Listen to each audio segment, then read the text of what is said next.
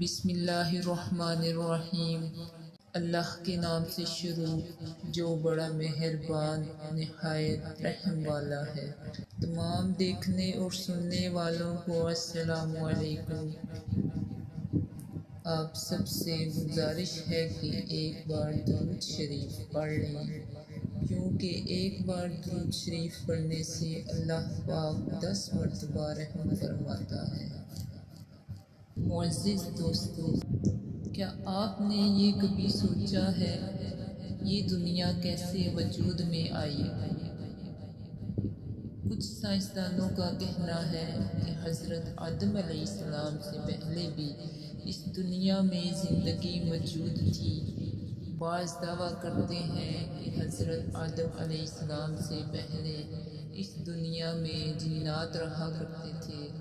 جنات پہاڑوں، میدانوں، ہر جگہ قبیلوں کی شکل میں آباد تھے۔ اکثر سائنسدانوں کا کہنا ہے کہ اس زمین پر حضرت آدم علیہ السلام سے پہلے کروڑوں سال تک ڈائناسور نے حکومت کی ہے۔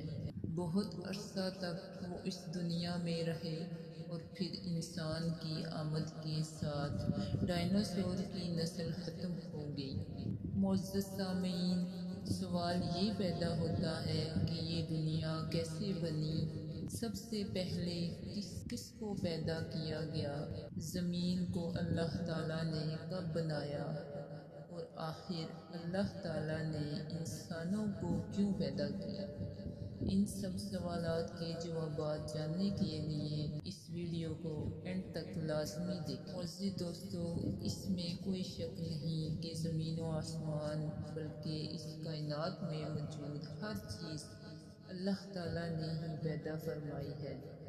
قرآن مجید میں اللہ تبارک و تعالیٰ سورہ حدید آیت نمبر 4 میں ارشاد فرماتا ہے، ترجمہ: وہی ہے جس نے آسمانوں اور زمین کو 6 دن میں پیدا کیا، پھر عرش پر جلوہ فرما ہوا۔ وہ خوب جانتا ہے اس چیز کو جو زمین میں جائے اور جو اس سے نکلے، اور جو آسمان سے نیچے آئے اور جو کچھ اس میں چڑھ کر جائے، اور جہاں کہیں تم ہو وہ تمہارے ساتھ ہے، اور اللہ تبارک و تعالیٰ تمہارے اعمال کو دیکھ رہا ہے۔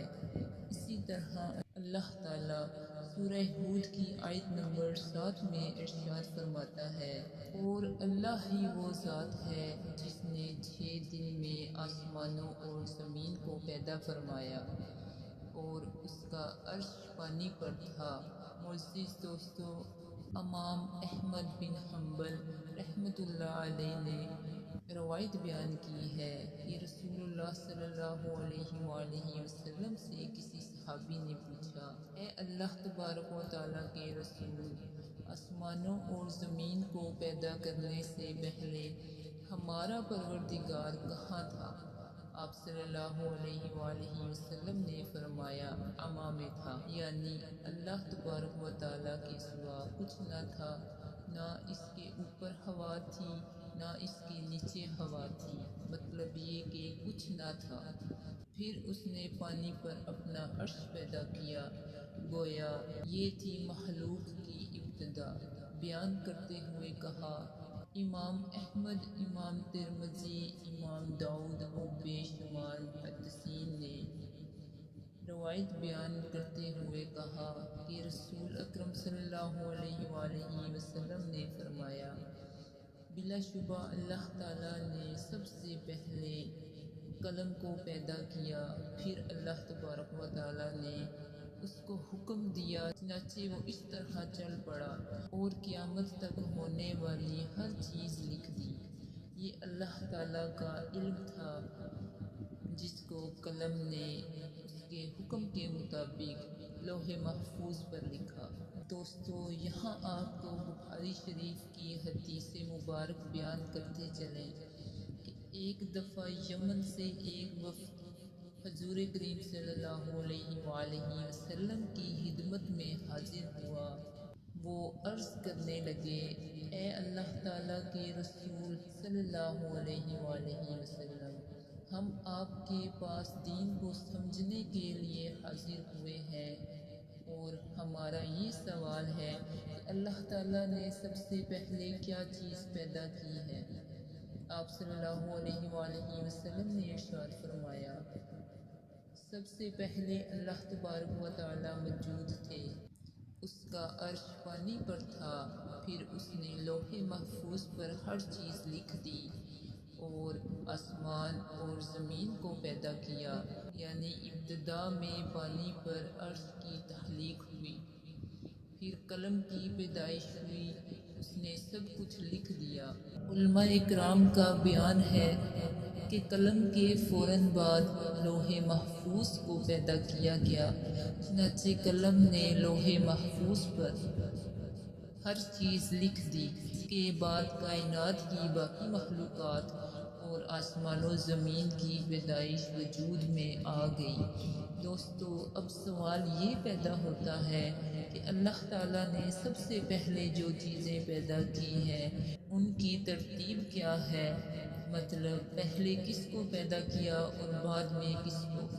مسلم شریف میں حضرت ابو ہریرہ رضی اللہ تعالیٰ عنہ سے روایت ہے کہ نبی کریم صلی اللہ علیہ وآلہ وسلم نے میرا ہاتھ پکڑا اور فرمایا، اللہ تبارک و تعالیٰ نے ہفتے کے دن مٹی کو پیدا کیا، اتوار کے دن زمین اور پہاڑ، پیر کے دن درخت، منگل کے دن تکالیف، مصائب، جراثیم اور بیماریاں، بدھ کے دن نور کو، جمعرات کے دن زمین میں چوپایوں کو پھیلا دیا اور تمام مخلوقات میں جمعے کے دن کی آخری گھڑیوں میں یعنی عصر سے رات کے درمیان میں آدم علیہ السلام کو پیدا کیا۔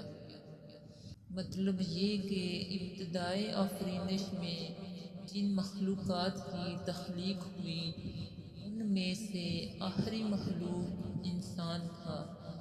اس حدیث میں مختلف حالات کو نہایت وضاحت سے بیان کیا گیا ہے۔ اس سے بخوبی پتہ چل گیا کہ ابتدائی مخلوقات کی ترتیب کیا تھی۔ ان میں سب سے آخری نمبر حضرت آدم علیہ السلام کا تھا، جبکہ آدم علیہ السلام نسل انسانی میں سب سے پہلے اور تمام انسانوں کے باپ ہیں۔ انسانوں سے پہلے فرشتے اور جن پیدا ہو چکے تھے۔ صاحب عقل مخلوقات میں سب سے پہلا نمبر فرشتوں کا، دوسرا نمبر جنوں کا اور آخری نمبر انسانوں کا ہے۔ اللہ تعالیٰ سورہ شورى آیت نمبر 5 میں فرماتے ہیں، ترجمہ: قریب ہے کہ آسمان اپنے اوپر سے پھٹ پڑے اور تمام فرشتے اپنے رب کی تسبیح اور تحمید بیان کر رہے ہیں اور زمین والوں کے لیے استغفار کر رہے ہیں۔ خبردار، اللہ تعالیٰ معاف کرنے والا، رحمت کرنے والا ہے۔ مسلم شریف میں ہے، سیدہ عائشہ صدیقہ رضی اللہ تعالیٰ عنہ سے روایت ہے کہ نبی اکرم صلی اللہ علیہ وآلہ وسلم نے فرمایا، فرشتوں کو نور سے اور جنوں کو آگ سے پیدا کیا گیا اور آدم علیہ السلام کو اس چیز سے پیدا کیا گیا جو تمہارے لیے بیان کر دی گئی، یعنی مٹی سے۔ فرشتوں کی تخلیق کے بعد جنوں کو پیدا کیا گیا اور جنوں کو انسانوں سے پہلے پیدا کیا گیا، جیسا کہ اللہ تعالیٰ سورہ الحجر آیت نمبر 27 میں فرماتے ہیں۔ ترجمہ: اور اس سے پہلے جنات کو ہم نے لو والی آگ سے پیدا کیا۔ جنات کے بارے میں بہت زیادہ آیات و احادیث موجود ہیں۔ اللہ تعالیٰ فرماتے ہیں، اور جنات کو آگ کے شعلے سے پیدا کیا گیا۔ معارج آگ کے بھڑکتے شعلے کے کنارے کو کہتے ہیں، گویا جنوں کو آگ کی جڑ سے نہیں بلکہ آگ کے شعلوں کے کنارے سے پیدا کیا گیا۔ قرآن مجید میں اللہ تعالیٰ نے ابلیس، شیطان کا قول نقل کیا ہے۔ ترجمہ: تو نے مجھے آگ سے پیدا کیا۔ اسی طرح پہلے بھی بیان ہو چکا ہے کہ اللہ تعالیٰ نے فرمایا، اور اس سے پہلے جنات کو ہم نے لو والی آگ سے پیدا کیا۔ یہ ہے جنات کی اصل اور بنیاد۔ ابلیس ملعون بھی جنات میں سے ہے، اور اس مسئلے میں کسی کو تردد و شبہ نہیں ہونا چاہیے، اس لیے کہ قرآن مجید میں ہے۔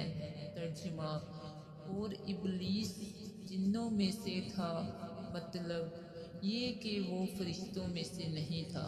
حسن بصری رحمۃ اللہ علیہ فرماتے ہیں، وہ پلک جھپکنے کے برابر بھی فرشتوں کی جنس میں داخل نہیں ہوا، اور نہ ہی وہ کبھی فرشتوں میں شمار ہوا ہے۔ وہ جنات میں سے ہے کیونکہ اس نے خود اقرار کیا تھا۔ ترجمہ: اے اللہ، تو نے مجھے آگ سے پیدا کیا ہے۔ اگر یہ فرشتہ ہوتا تو اس وقت کہتا، اے اللہ، تو نے مجھے نور سے پیدا کیا ہے۔ اس لیے ابلیس کا جن ہونا روز روشن کی طرح عیاں ہے۔ سیدنا عبداللہ بن عمرو رضی اللہ تعالیٰ عنہما اور سیدنا عبداللہ بن عباس رضی اللہ تعالیٰ عنہما فرماتے ہیں، حضرت آدم علیہ السلام سے 2000 سال پہلے جنات پیدا کیے گئے۔ وہ ہماری اس زمین پر رہائش پذیر تھے۔ وہ فسق و فجور میں مبتلا ہو گئے۔ جب وہ فتنہ و فساد میں حد سے بڑھ گئے تو اللہ تعالیٰ نے ان کی طرف فرشتوں کا عظیم لشکر بھیجا۔ ان سے جنات کی زبردست معرکہ آرائی ہوئی۔ اس میں فرشتوں نے جنات کو تہس نہس کر دیا، اور وہ سمندروں کے جزیروں میں پناہ لینے پر مجبور ہو گئے۔ زمین کے ہر بر اعظم سے انہیں جلا وطن کر دیا گیا۔ آج تک ان کا مرکز یہی جزیرے اور عظیم مراکز ہیں۔ یہ واقعہ حضرت آدم علیہ السلام کی تخلیق سے پہلے ہو چکا ہے۔ حدیث مبارکہ میں ہے کہ ابلیس ملعون کا ایک تخت ہے، اور وہ تمام جنات کا سردار اور حکمران ہے۔ اس کا شاہی تخت پانی پر ہے، اگرچہ اس کی متعین جگہ ہمیں معلوم نہیں۔